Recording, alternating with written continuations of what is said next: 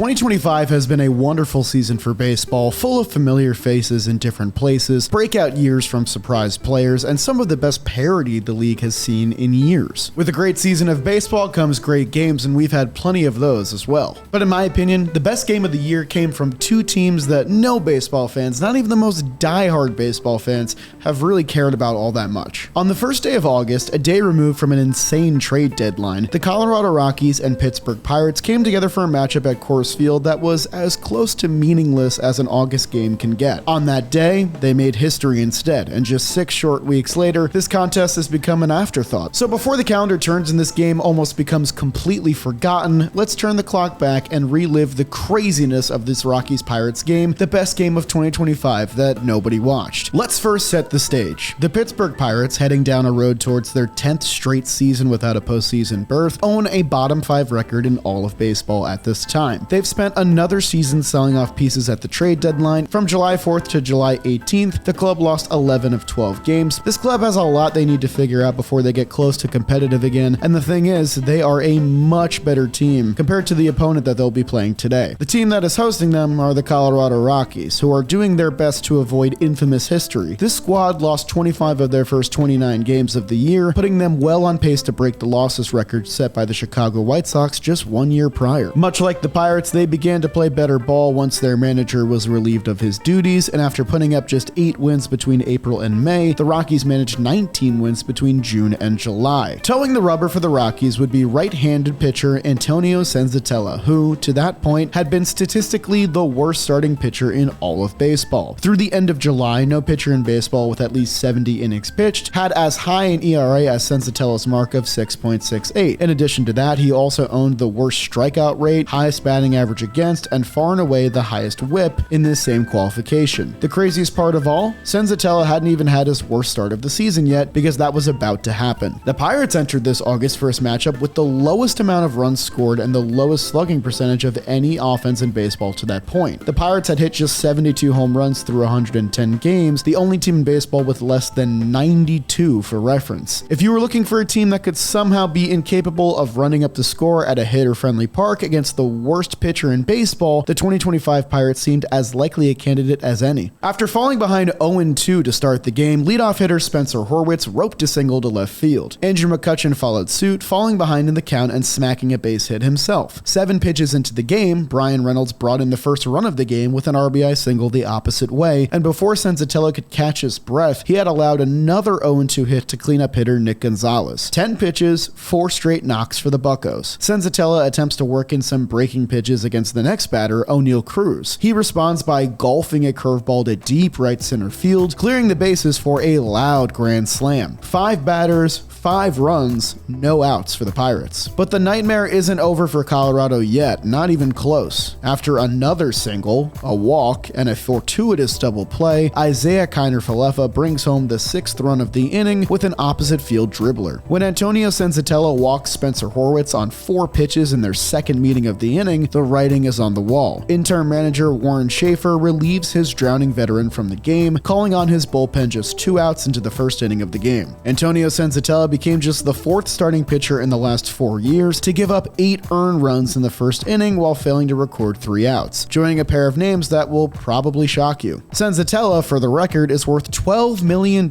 in salary on the Rockies' payroll. That means the worst pitcher in baseball statistically this year is making more money than Tarek Skubal, Freddie Peralta, Ranger Suarez, and a bunch of other great pitchers. Just a few guys that'll get Cy Young votes. Actually, one of them's probably going to win the damn award itself. First in from the pen for the Rockies is Carson Palmquist. The southpaw announces his presence by immediately serving up a 3-run homer to veteran Andrew McCutchen, opening up a 9-0 Pirates lead in the first inning. This was McCutchen's 6th home run in his last 7 games at Coors Field, and the Rockies had officially set a dubious franchise record by allowing 10 hits in the first inning. Palmquist was eventually able to strike out O'Neal Cruz, finally putting this nightmarish inning to bed. The Pirates would counter with their own southpaw, giving the ball to veteran left-hander Andrew Heaney. The 12-year journeyman quickly retired the first 2 Rockies hitters on 10 pitches before inducing a Hunter Goodman line drive that should have been the final out of the inning, if not for this drop from O'Neal Cruz. The error allows Jordan Beck to drive in a run with the single, so chalk it up to O'Neal Cruz giving one of his 4 RBIs back to Colorado, and it's now a 9-1 game. game. Gee, I hope that one run doesn't matter later on, right? Carson Palmquist is able to hold the Pirates at bay in the second inning with a much-needed scoreless frame. The Rockies threaten again in the bottom half as Brenton Doyle rocks an extra base hit to the gap. What at first appears as a potentially low-effort low-light between Oneil Cruz and Tommy Pham in the outfield instead becomes a highlight reel play when Cruz uses his mutant arm to gun down Brenton Doyle, trying to stretch a double into a triple in a 9-1 game. What are we doing, Rockies? That's bad fundies. Palmquist picks up Doyle with a scoreless inning in the third, ending his day with 3 earned runs allowed in 2 1/3 innings, which you can honestly argue is one of the better pitching performances of this entire mess of a game. Facing the heart of the Colorado order the second time over, Andrew Heaney allows a double and a walk to open his third inning of work. Up steps rookie corner infielder Warming Bernabel. Am I reading this right? Warming Bernabel? That's got to be a strong contender for the best name in baseball. Listen, the honor in my mind still goes to Coco Crisp, but this is right up there with Jared Saltalamacchia, Sixto Sanchez, Booth Bonser, you name it, baby. Bernabel, who had 4 extra base hits in his first 4 career games, greeted Heaney with a line drive 3-run homer, pulling Colorado to within 5 runs. I guess you could say he's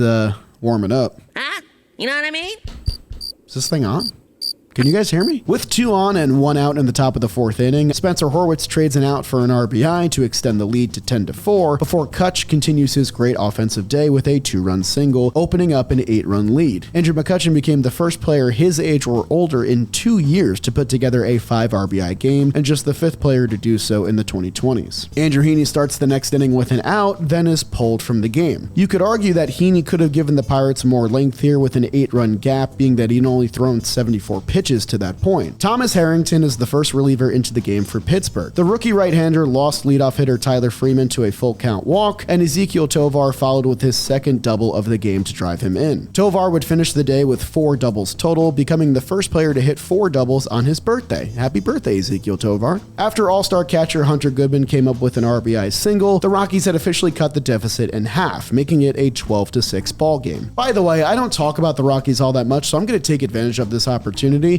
It should be said that Hunter Goodman is having the best season by a Rockies catcher in their entire franchise history right now. Per the recording of this video, with a dozen games left to play, he already has the most value by BWAR of any catcher in Rockies history in a single season. With 2 outs and 2 men on at the top of the 5th, a third out from Angel Chivy could have been a huge burst of momentum for the Rockies in this barn burner of a game, but instead, Jared Triolo and IKF follow with run-scoring hits, once again putting the Rockies at a 9-run deficit. It's one thing to trail 9-0 with the whole game in front of you at Coors Field, but at this point, the game certainly felt out of reach with only half the game remaining. The lineup gets right back to work in the bottom of the 5th inning, starting off with this unbelievable at-bat from Brenton Doyle, as the center fielder burns Thomas Harrington for a dozen pitches to open the inning, ultimately drawing a hard-earned walk. Kyle Farmer follows with a 6-pitch at-bat, resulting in a single. Mickey Moniak skies a ball to deep right field that appears playable for Brian Reynolds at first, only to bang off the wall for a run-scoring double. Then Tyler Freeman follows with a double of his own, before 2-hitter Ezekiel Tovar flies a ball to center field. Oneil Cruz is going back on this ball and looks like he has a decent beat on it, only for the inexperienced outfielder to get completely beat by it, watching as it bounces over the center field wall for yet another double, making this a 5-run game once again. Are you starting to catch on to the cycle of what happens in this game? Rockies start to claw their way back. It's time for a reliever to give up a bunch of runs. Ron, are you paying attention? Nope.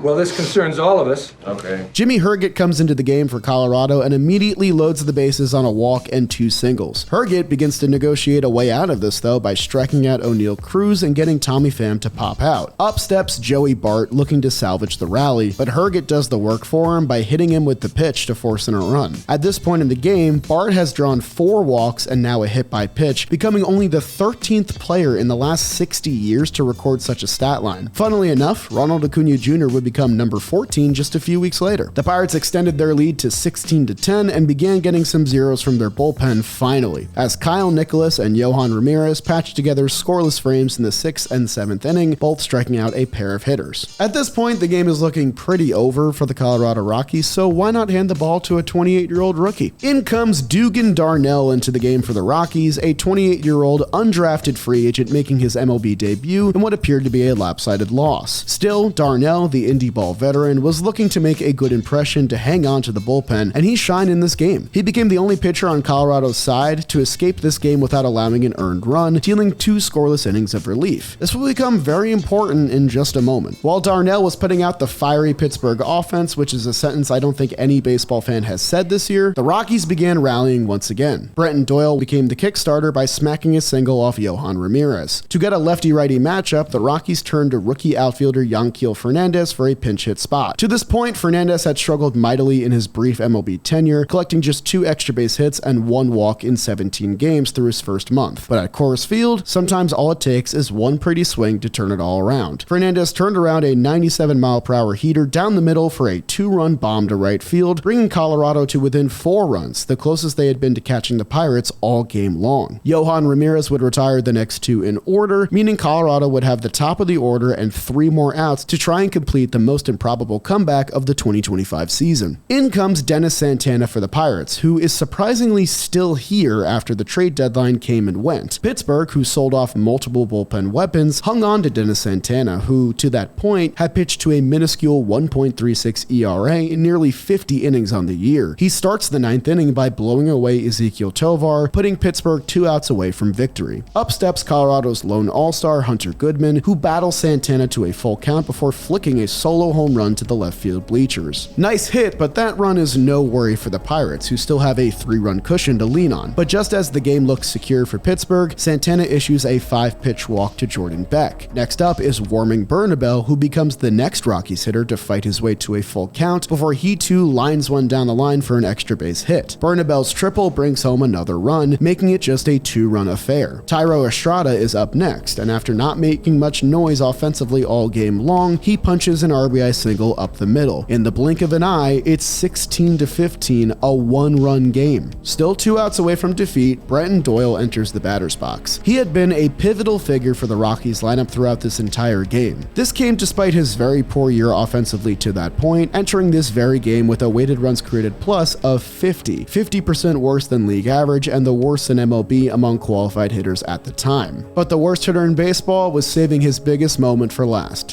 One swing and they would win. And hit deep to left. Is it enough? Going back, Pham, and gone! It's gone! You gotta be kidding me! Rockies have come all the way back to win it! 17-16!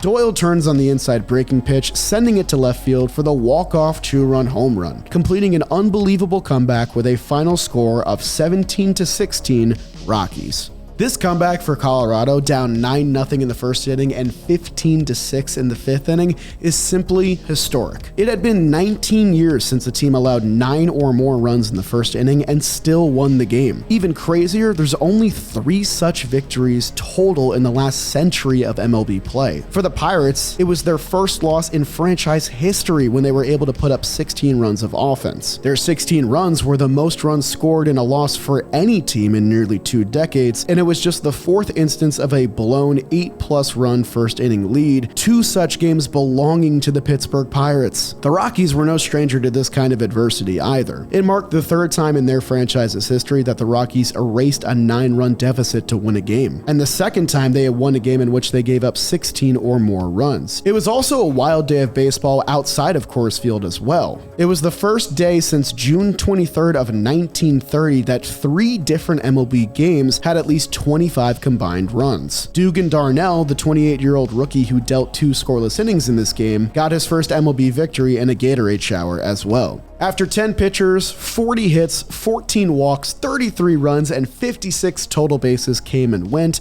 this absolutely insane affair had finally come to a close. Hell, I forgot about this game entirely until it came up randomly one day in a conversation with my coworkers, but I'm glad it did. Because isn't that the beauty of baseball after all? No matter the caliber of the teams taking the field, you just never know when you're going to witness a great game. And that's what makes this a great sport. Thank you so much for watching this video to the end. If you enjoyed it, make sure you leave a like on the video and subscribe to the channel. But that's all I got for you guys today, and I'll see you next time.